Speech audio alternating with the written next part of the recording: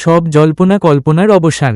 IPL 2026 এর নিলামে কলকাতায় ফিরলেন আরেক বাংলাদেশি কিংবদন্তি।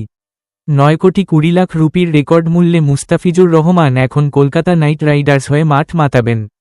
সাকিব আল হাসানের পর ফিজি হতে যাচ্ছেন কেকেআরের নতুন বাংলার বাঘ। ফিজের বেস প্রাইস ছিল মাত্র 2 কোটি রুপি, কিন্তু তার সাম্প্রতিক ফর্ম আর স্লো উইকেটে কার্যকারিতার কারণে ফ্রাঞ্চাইজিদের মধ্যে যুদ্ধ লেগে যায়।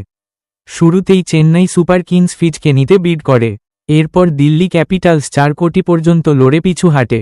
শেষ পর্যন্ত লড়াইটা হয় কেকেআর আর সিএসকের মধ্যে। সিএসকে তাদের ঘরের ছেলেকে ফেরত পেতে চাইলেও কেকেআর বিশাল বাজেটের জোর দেখিয়ে 9,20,00,000 তাকে লুফে নেয়। এটি মুস্তাফিজের আইপিএল ক্যারিয়ারের সর্বোচ্চ দাম। বাংলাদেশি ক্রিকেটারদের মধ্যেও আইপিএলে এটি এখন পর্যন্ত সর্বোচ্চ মূল্যের রেকর্ড। ইডেনের স্লো পিচে ফিজের কাটার খেলা ব্যাটারদের জন্য দুঃস্বপ্ন হয়ে উঠবে। ডেথ বোলিং শেষ ওভারে রান আটকানোর জন্য কেকেআরের একজন বিশ্বস্ত বিদেশি পেসার দরকার ছিল। অ্যাঙ্গেল সুবিধা বামহাতি পেসার হিসেবে ফিজের ন্যাচারাল অ্যাঙ্গেল কেকেআর বোলিংয়ে বৈচিত্র্য আনবে। 2016 সালে আইপিএল অভিষেক থেকে আজ 2026, মুস্তাফিজ তার ধার এখনও ধরে রেখেছেন। কলকাতার হয়ে তার এই নতুন ইনিংস দেখার অপেক্ষায় পুরো বাংলাদেশ। আপনি কি মনে করেন, বেগুনি সোনালি জার্সিতে ফিজ কি আবার তার পুরনো রূপ দেখাতে পারবেন?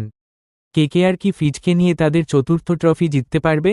আপনার মতামত কমেন্টে জানান আর মুস্তাফিজের সব খবরের জন্য আমাদের সাথেই থাকুন। মুস্তাফিজের জন্য এটি তার ষষ্ঠ আইপিএল দল। এর আগে তিনি হায়দ্রাবাদ, মুম্বাই, রাজস্থান, দিল্লি এবং চেন্নাইয়ের হয়ে খেলেছেন।